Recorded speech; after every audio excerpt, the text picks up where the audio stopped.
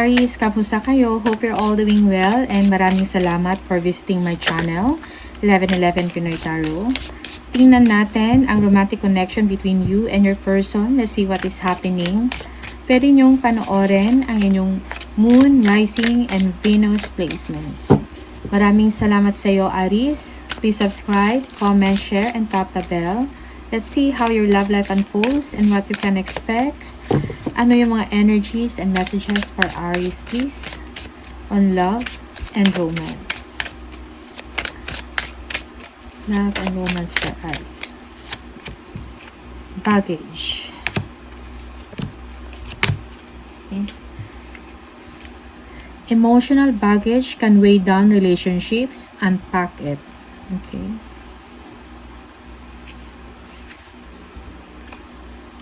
Heartbreak. Heartbreak is a part of the human experience. It will pass. Okay. For some of you, you are going through some heartbreak. Okay. Heartbroken ka. Merong separation na nangyari. Okay. May mga emotional baggage na kailangan ilabas, let go, i-release. Okay. Malalagpasan mo rin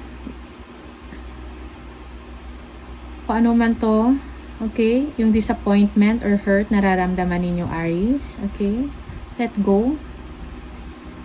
Kung nahihirapan na kayo sa isang sitwasyon. Passion. Keep the flame of passion alive. It is the heartbeat of love. Okay, for some of you, you are in love. Okay.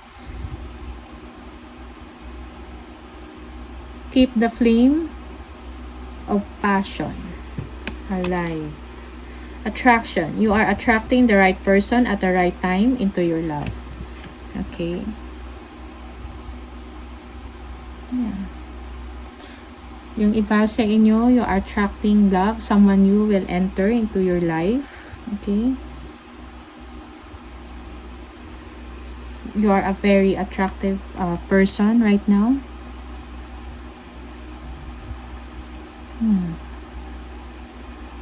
You're attracting person into your life, Aries. Okay. Let's see, Aries, ano yung mga messages and energies for Aries, please, when it comes to love and romance. Aries, love and romance for Aries.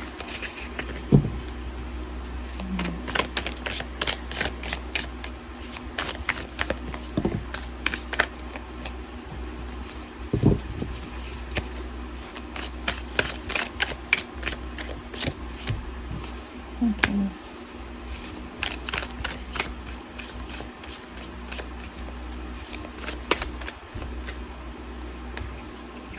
Okay.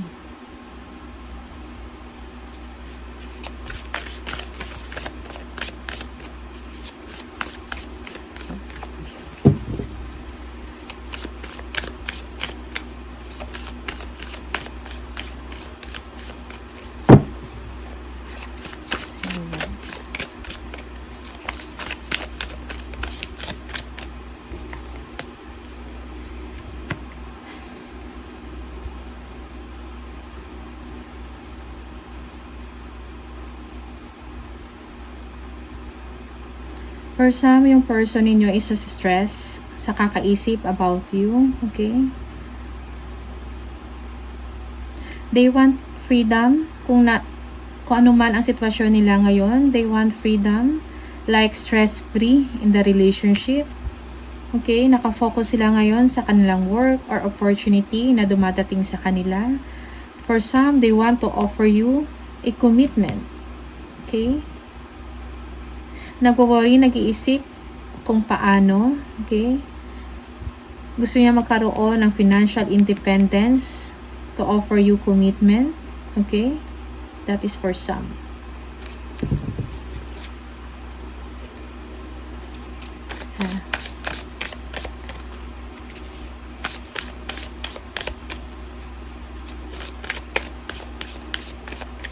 Yeah. Yung iba sa inyo, yung person nyo, non-stop ang pag-iisip about you kasi they are in love. Okay? in love. And they want to offer commitment or relationship with you, Aries. Okay? Just take what resonates.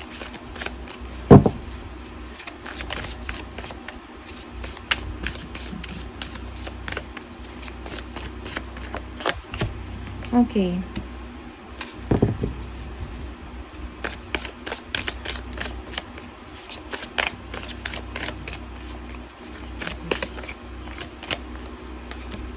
Yeah.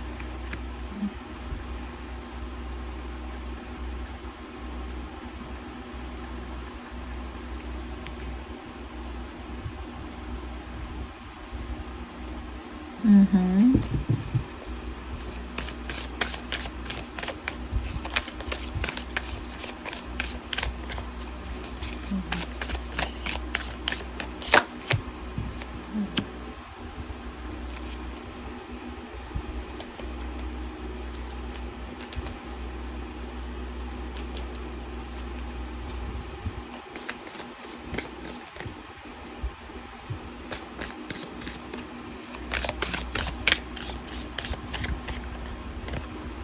Okay.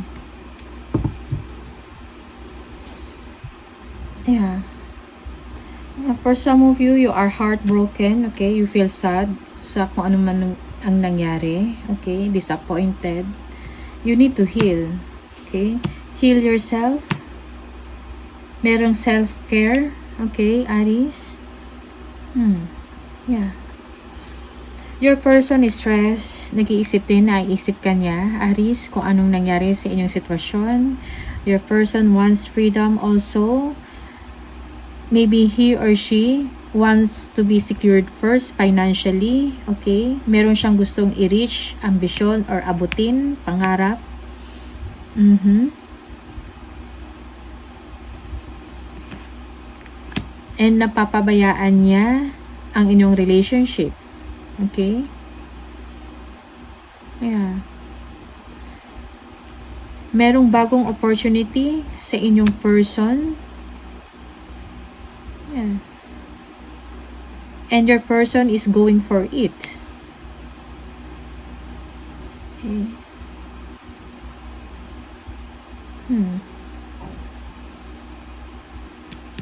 Okay.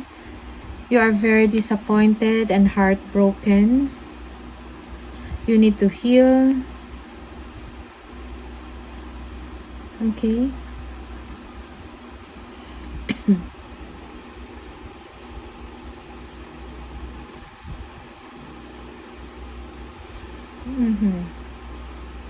Okay. Merong defensiveness. Magkakaroon ng defensiveness in your situation. Protect yourself, Aries, as well. Yeah. You don't want third parties, okay? Or anything like a job na maging distraction sa inyong work, sa inyong relationship. Okay? You are protecting yourself. Maybe your person is choosing a new opportunity, career, kaperahan over you. And for some, iniwanan kayo. Okay? Let's see. Let's see further. Yeah. You feel bad. You are hurt about this. Okay?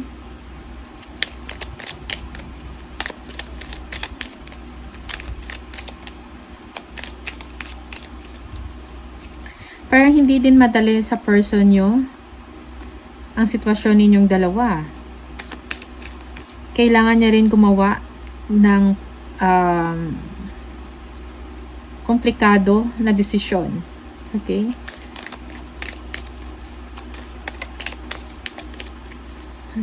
Knight of Swords, please. Knight of Swords. Oh, Three of Swords. Yeah, your person is also heartbroken. Okay? Yeah, merong defensiveness na mangyayari, hindi pagkakakibuan. Okay? Protecting each, pinoprotektahan mo yung sarili mo, siya, ganun din. Okay?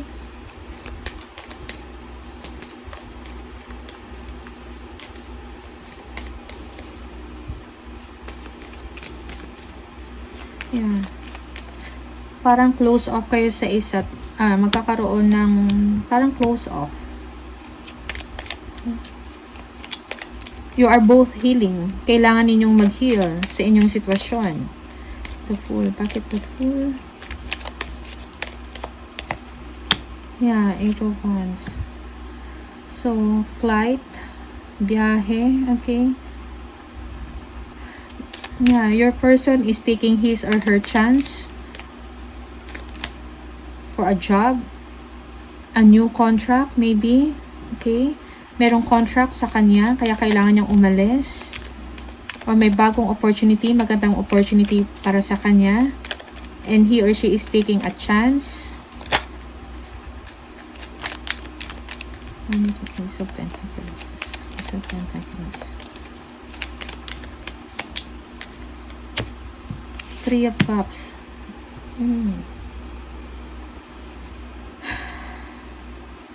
Yeah. For some, there is a third party. Okay? Yeah. Third party because of work. Okay?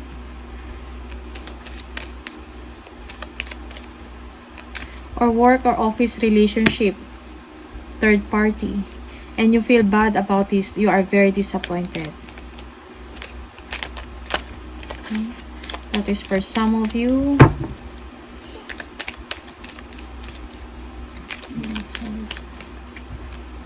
Yan, 8 of Swords. Yeah, parang hindi mo alam kung anong gagawin. Okay? Aries, parang wala kayong magawa actually sa sitwasyon. Your hands are tied. May mga negative thoughts ka din. Okay? Wala kang peace of mind. Yeah. Okay. Yeah.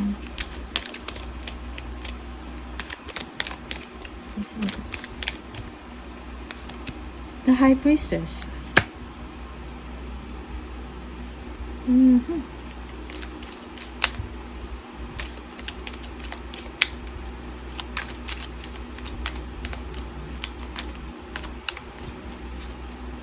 Yeah, someone is living in the situation. So maybe your person is living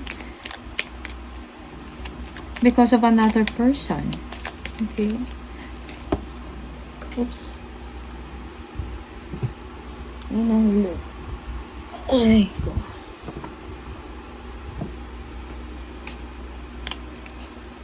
Yeah. 3 of Pentacles. Work.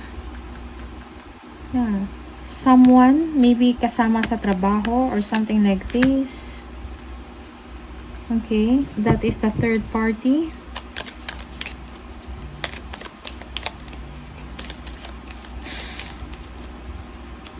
That someone is a mysterious one. Okay. Attractive as well. Okay. Intuitive.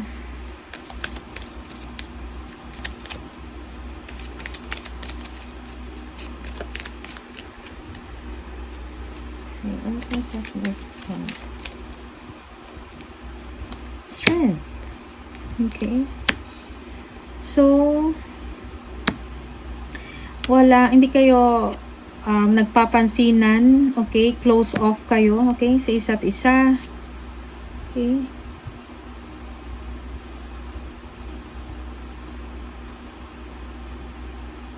Be courageous, Aries. Okay. Don't be too hard on yourself. You need to heal. Okay. Healing ang kailangan. Okay. Sa inyong sitwasyon. Ikaw. And then yung person mo. Okay. Yeah.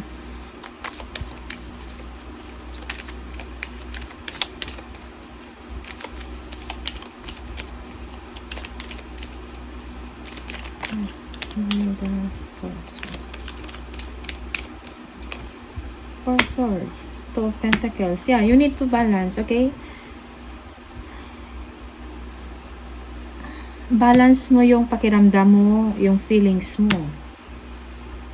Parang you are tired already sa sitwasyon mo. You are very hurt, okay? So you need to heal. Okay? You need to decide to heal yourself. Okay? Make a decision. Okay? Because someone is juggling between you and another person. It seems that this person is choosing the other one. Okay? Maybe katrabaho to, or yung third party dito is trabaho, new opportunities. Okay? Sa work.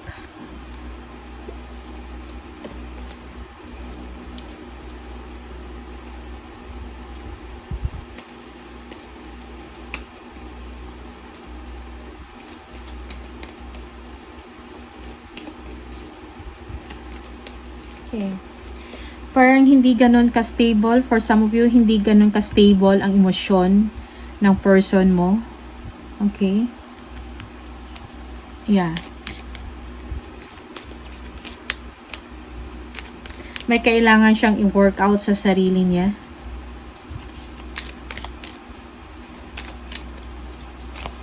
Yeah. And you yourself, parang wala ka rin magawa sa sitwasyon. Okay? But be strong, Aries.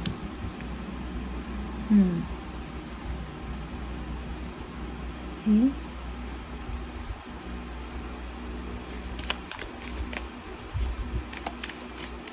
Deep inside, your person is heartbroken, is also sad about you.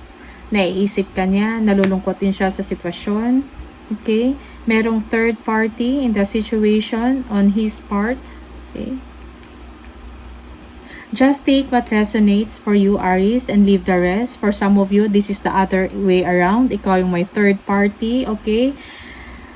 Nagiging busy ka sa trabaho and wala ka ng time para sa kanya, and it is something na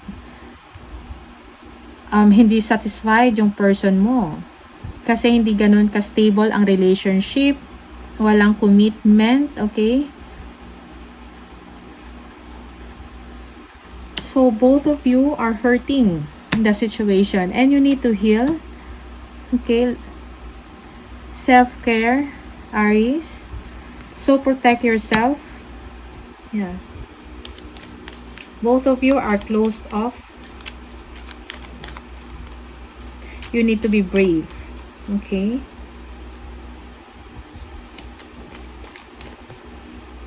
You need to be strong.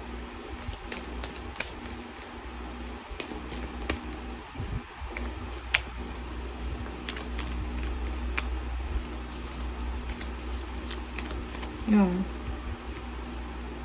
For some, your person is dealing o merong third party, strength, a fire sign, maybe a Leo. Okay.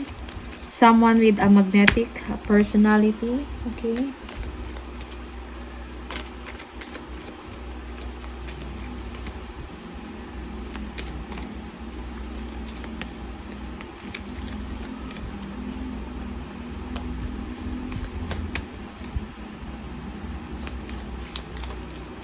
Okay.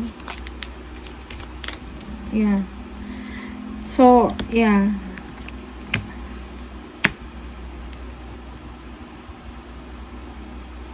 So, na-test talaga ang inyong relasyon, no? And then for some, parang nagkaroon ng hindi pagkakakibuan, okay? Parang nawala na lang yung relationship, nawala na lang yung love, okay? Parang nalagpasan na lang din yung pagsubok sa inyong relasyon. Okay? Close off kayo sa isa't isa. Okay? Yeah. You don't want to be disturbed also or distracted. Siya, ganun din yung person mo. Okay? Walang kibuan.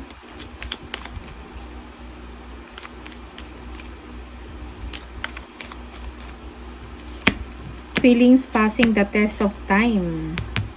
So, parang okay ka na ngayon. Okay? Yeah. For some of you, yeah, you don't want to be distracted or to be bothered. Okay? Yeah. For some, you are healing. Nalagpasan mo na yun, yung sitwasyon na yan. Okay?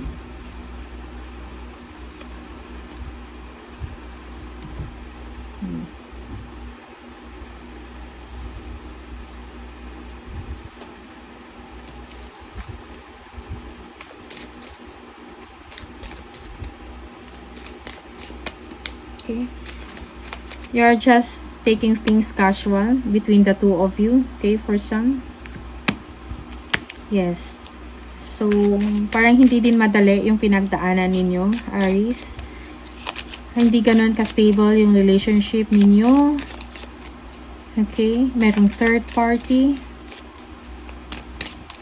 Okay.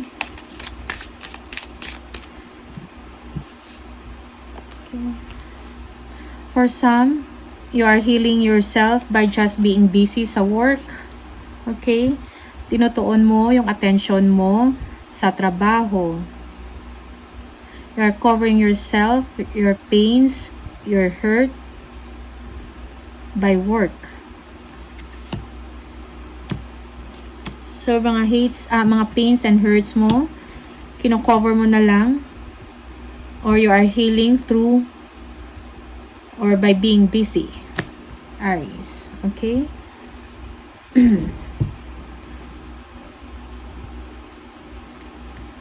Yeah. Self-love, self-care. Okay? Isipin mo ang iyong kapakanan. Okay? Tingnan natin ano yung mga hidden truth. My life is not as together as it seems. Okay.